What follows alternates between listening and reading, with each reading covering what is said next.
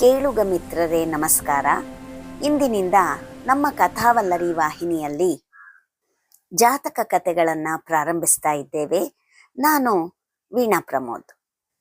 ಇಂದಿನ ಕಥೆಯ ಹೆಸರು ನಿಗ್ರೋಧ ಮೃಗ ಜಾತಕ.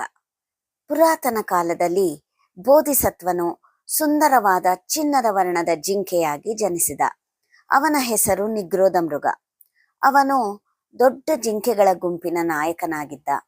ಅವನ ಹೃದಯ ಕರುಣೆಯಿಂದ ತುಂಬಿತ್ತು. ಆ ಅರಣ್ಯದ ಸಮೀಪದ ರಾಜ್ಯದ ರಾಜ ಜಿಂಕೆಯ ಮಾಂಸವನ್ನ ಬಹಳ ಇಷ್ಟಪಡ್ತಾ ಇದ್ದ. ಅವನು ಪ್ರತಿದಿನ ತನ್ನ ಬೇಟೆಗಾರರನ್ನ ಕಾಡಿಗೆ ಕಳುಹಿಸಿ ಜಿಂಕೆಗಳನ್ನ ಹಿಡಿಸ್ತಾ ಇದ್ದ.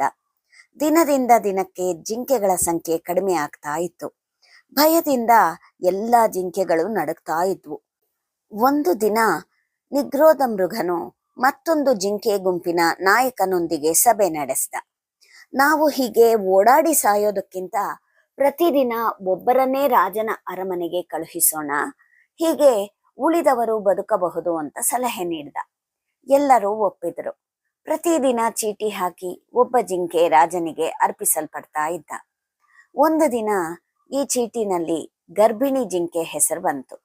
ಆ ಜಿಂಕೆ ಕಣ್ಣೀರಿಟ್ಟು ನಿಗ್ರೋಧ ಮೃಗನ ಬಳಿ ಬೇಡಿಕೊಂಡ್ಲು, ನನ್ನ ಮಗು ಹುಟ್ಟೋವರೆಗೆ ಬಿಟ್ಬಿಡಿ, ಆ ನಂತರ ನಾನು ಹೋಗ್ತೇನೆ ಅಂತ. ಇದನ್ನು ಕೇಳಿದ ನಿಗ್ರೋಧ ಮೃಗನು ಕ್ಷಣ ಮಾತ್ರವೂ ಯೋಚಿಸದೆ ಹೇಳ್ದ, ನಿನ್ನ ಬದಲು ನಾನು ಹೋಗ್ತೇನೆ ಅಂತ. ಅವನು ನೇರವಾಗಿ ರಾಜನ ಮುಂದೆ ಹಾಜರಾದ. ರಾಜ ಆಶ್ಚರ್ಯಗೊಂಡ. ಇಂದು ನಿನ್ನ ಸರದಿ ಅಲ್ಲವಲ್ಲ ಅಂತ ಕೇಳಿದ. ನಿಗ್ರೋಧ ಮೃಗ ಸತ್ಯವನ್ನೆಲ್ಲ ವಿವರಿಸಿದ. ತನ್ನ ಪ್ರಾಣವನ್ನೇ ಅರ್ಪಿಸೋಕೆ ಸಿದ್ಧನಾದ ಅವನ ದಯೆ ಮತ್ತು ತ್ಯಾಗ ರಾಜನ ಹೃದಯವನ್ನ ಕರಗಿಸಿತು. ರಾಜ ಹೇಳಿದ, ಇಂದಿನಿಂದ ನನ್ನ ರಾಜ್ಯದಲ್ಲಿ ಯಾವ ಜಿಂಕೆಯನ್ನು ಕೊಲ್ಲುವುದಿಲ್ಲ ಅಂತ.